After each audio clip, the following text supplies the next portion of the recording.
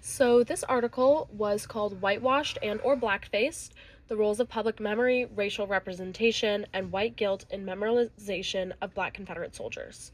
This was written by Carson S.K. in January of 2019, and she published at Washburn University. So in this article, she made a great introduction that really caught my attention.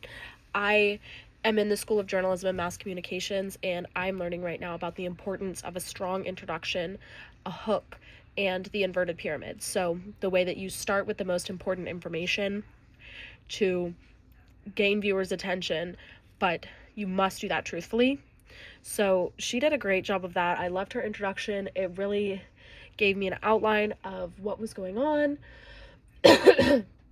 and allowed me to better understand.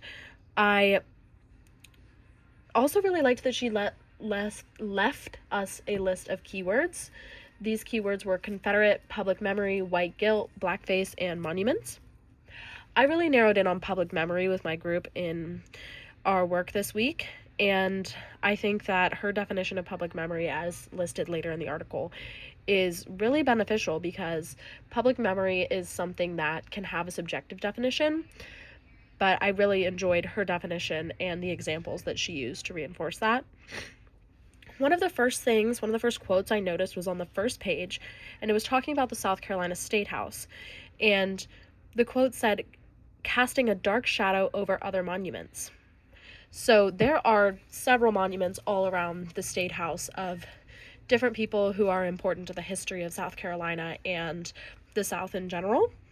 So her choice of the words "casting a dark shadow" has a negative connotation, meaning that the State House seems to overwhelm all the other monuments.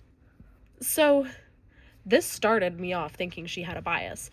And it made me think about the proposition to put a monument in front of the State House for these Black Confederate soldiers, and the way that it would be overshadowed by all of the other monuments, the State House itself. It would be within the dark shadow. So that caused me to wonder, why does it matter to have this shadow, or not the shadow, to have this monument, because it's under the shadow of the State House. So she seemed to contradict herself when she said that, and I thought that was interesting because, I just said why. So this also made me wonder, who is the intended audience for the Black Confederate Memorial? I couldn't think of anyone except for white South Carolinians who want to feel better about their ancestors' role in the Civil War, and they want to shift the public memory of the Civil War to show that, yes, there were Black men who fought for the Union. For the Confederacy. They fought for the Union and the Confederacy rather than just the Union. So back to the idea of public memory, as she states in around the fourth paragraph of this article, her idea of public memory is the public.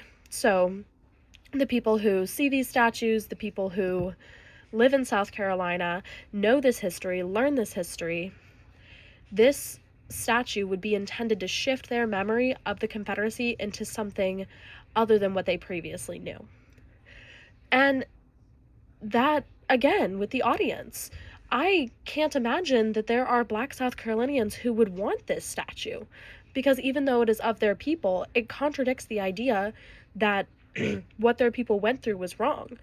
It contradicts the idea that slavery was wrong, because by simplistic definition, these Black soldiers for the Confederacy were fighting for slavery, which makes no sense from a logical standpoint.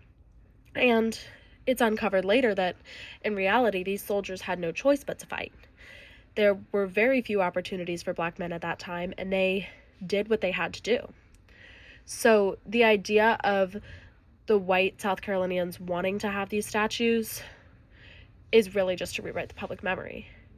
And one last thing is that in other cities, I read about Boston, they're removing their monuments of these Black Confederates. So why are we building one? Why now do we choose to build one?